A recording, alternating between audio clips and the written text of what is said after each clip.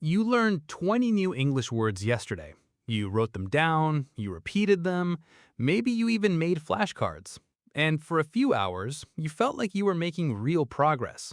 But today, someone asks you a simple question, and suddenly those words are gone.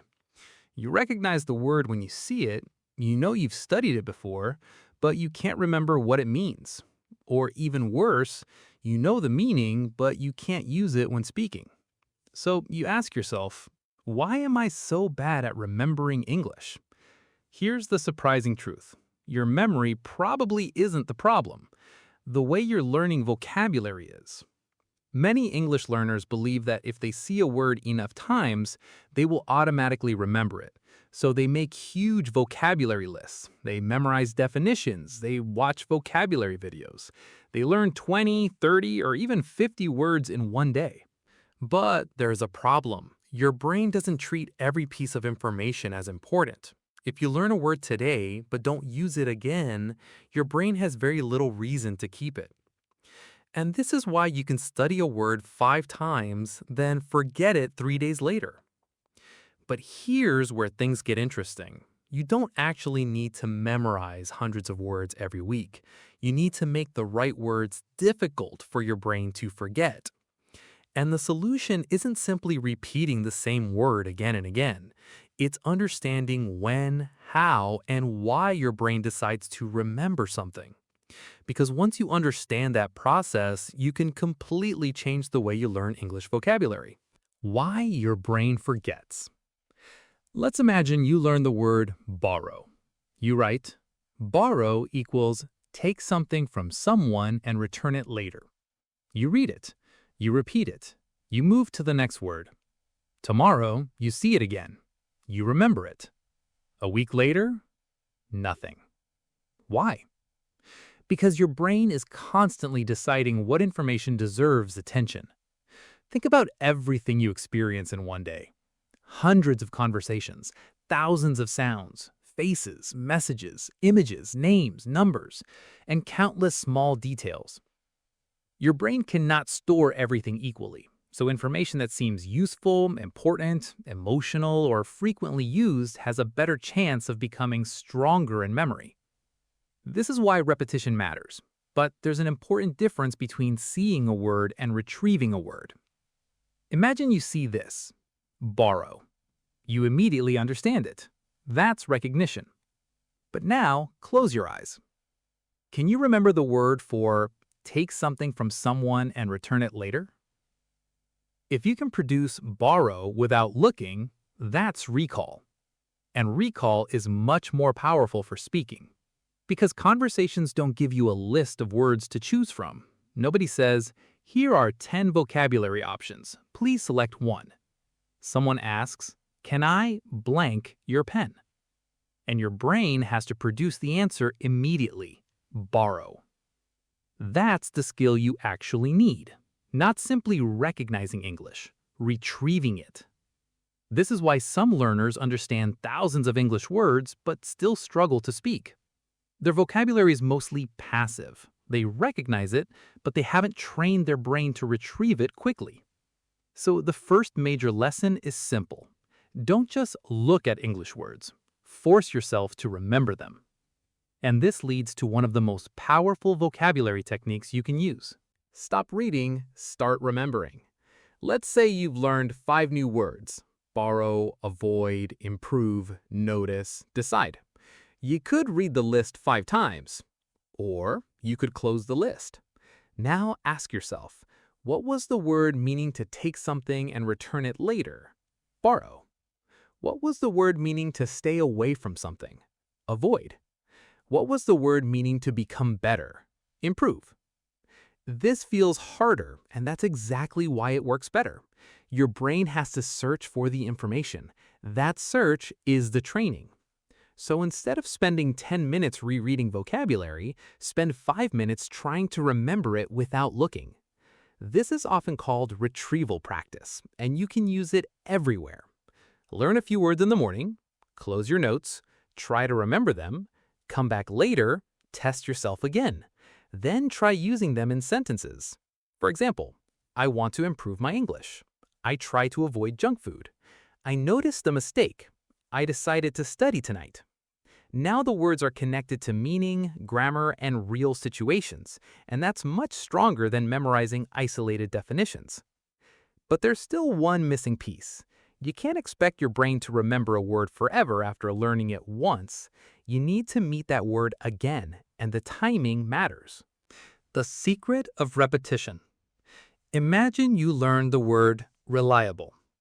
Today, my friend is reliable. Tomorrow, you see it again.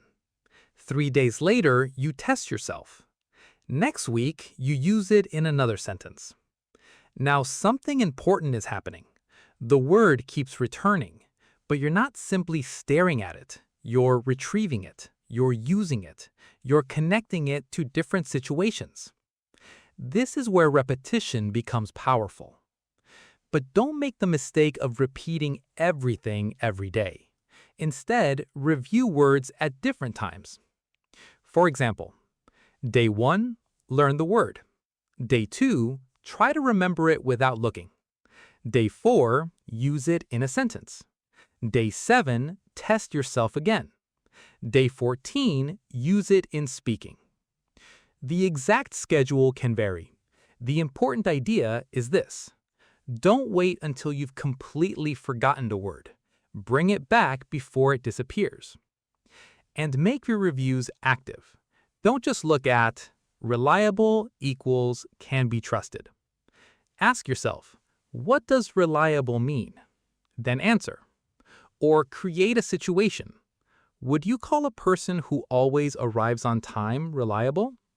Yes. Now the word has meaning. It's no longer just a definition. It's connected to an idea. And this is one reason context matters so much. Compare these two approaches. Method 1. Reliable equals can be trusted. Read it 10 times. Method 2. My brother is very reliable. If he says he'll help me, he always does. Now you've seen the word inside a real situation. That's much closer to how you'll actually use English. And there's another powerful trick. Don't always learn words alone. Learn chunks. Instead of only learning decision, learn make a decision. Instead of only mistake, learn make a mistake.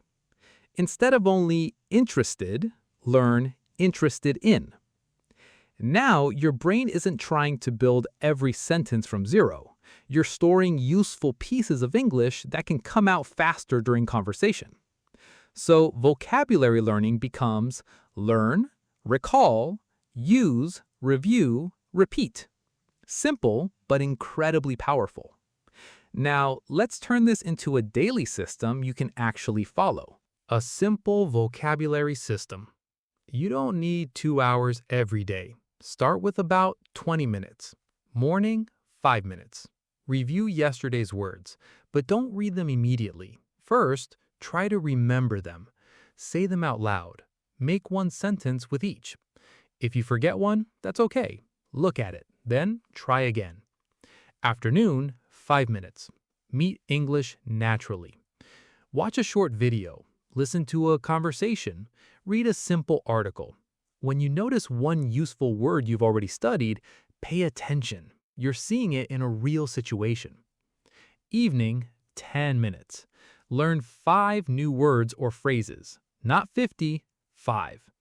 For each one, understand the meaning, listen to the pronunciation, create a simple sentence, learn one common phrase. Then, close your notes and test yourself.